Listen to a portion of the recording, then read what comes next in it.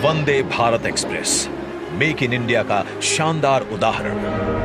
प्रधानमंत्री नरेंद्र मोदी के विजन से हुआ है इसका सृजन। जहां भी जाती है साथ में लाती है सौगातें और समृद्धि की बहार।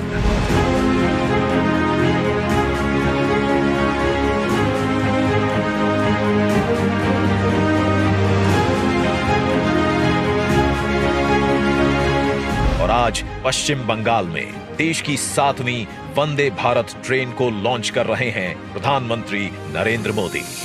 गति, सुरक्षा और सेवा के ध्येय के साथ निर्मित वंदे भारत एक्सप्रेस नए भारत के तेजी से बदलते रेलवे का नया चेहरा है।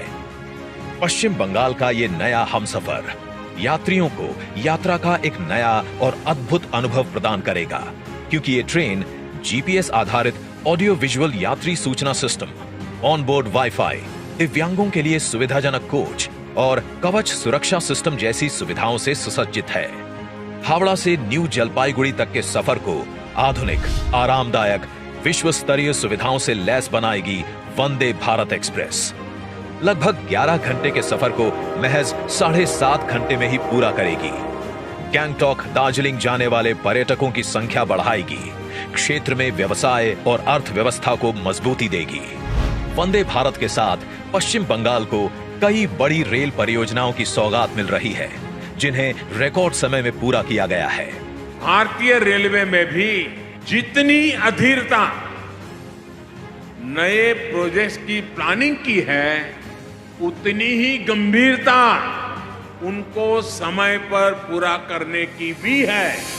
भारत के शहरी परिवहन को सरल, सुलभ और पर्यावरण के प्रति कम दुष्प्रभावी बनाने के लिए सरकार तेजी से शहरों में मेट्रो सुविधा का प्रसार कर रही है। कोलकाता वासियों की सुविधा के लिए हो रहा है इसी प्रयास का विस्तार। आज प्रधानमंत्री नरेंद्र मोदी द्वारा कोलकाता के जोका से तारातल्ला तक मेट्रो रेल सेवा का शुभारंभ हो रहा है। अब कोलकाता का दक्षिणी हिस्सा भी शहर के मुख्य बिजनेस एरिया से जुड़ेगा। 6.5 किलोमीटर लंबे इस रूट में 6 एलिवेटेड स्टेशन हैं। डायमंड हार्बर का सफर जो सड़क से 30 से 40 मिनट में पूरा होता है, अब मेट्रो से 15 मिनट में पूरा होगा और इसका फायदा प्रतिदिन सफर करने वाले 25 से 30 हजार लोगों को मिलेगा। New Jalpaiguri station redevelopment project का भी आज शिलान्यास हो रहा है।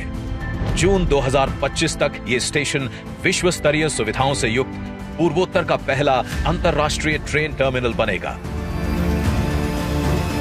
इस हेरिटेज टर्मिनल को अगले 45 सालों तक रेल ट्रैफिक सुगम बनाने के विजन के साथ डिजाइन किया गया है।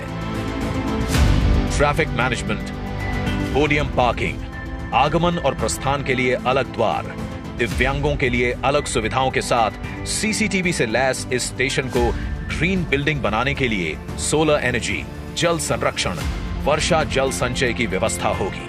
साथ ही आज पश्चिम बंगाल को मिल रही है कई और सौगातें।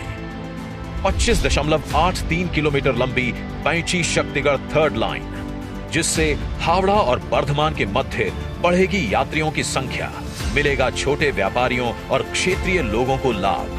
25.41 किलोमीटर लंबी दानकुनी चंदनपुर फोर्थ लाइन, जो बढ़ाएगी यात्रियों की सुविधा, छोटे व्यापारियों और श्रमिक वर्ग को होगा लाभ। Nimtita new Farakka double line track, जिससे हावड़ा और गुवाहाटी के बीच सफर में लगेगा कम समय।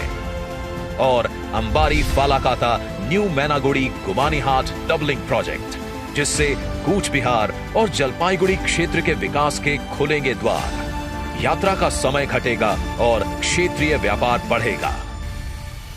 प्रधानमंत्री नरेंद्र मोदी के नेतृत्व में आजादी के बाद पहली बार भारतीय रेल की क्षमता को इतने बड़े स्तर पर इस्तेमाल किया जा रहा है। अब भारतीय रेल देश के साथ साथ संस्कृति, पर्यटन, तीर्थाटन को भी एक सूत्र में पिरो रही है। देश की प्रगति को मिलती रहे एक नई गति, इसके लिए निरंतर प्रयासरत है भारतीय रेल।